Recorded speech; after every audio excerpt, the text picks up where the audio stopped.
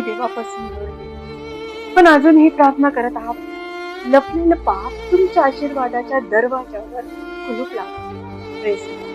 प्रियांनो, उपवास म्हणजे फक्त अन्न सोडणं नाही. उपवास म्हणजे सत्य स्वीकारणे.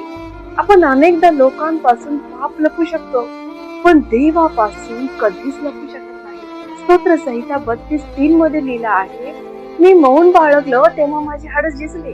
जेव्हा आपण पाप लपवतो, आपला आत्मा कमकुवत होतो, प्रार्थना कोरडी पडते, आनंद निघून जातो, आशीर्वाद नाही. पहिले वचन सांगतो, जर आपण आपले पाप कबूल केले तर तो विश्वास आणि क्षमा देव तुमच्या दिनासाठी नाही तर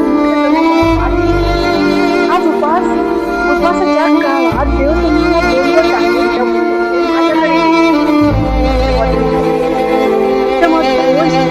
दोष नाहीसा होतो, ओझ हलकं होतं आणि आज मी माझं पाप लपवणार नाही, मी देवासमोर उघड होणार आहे.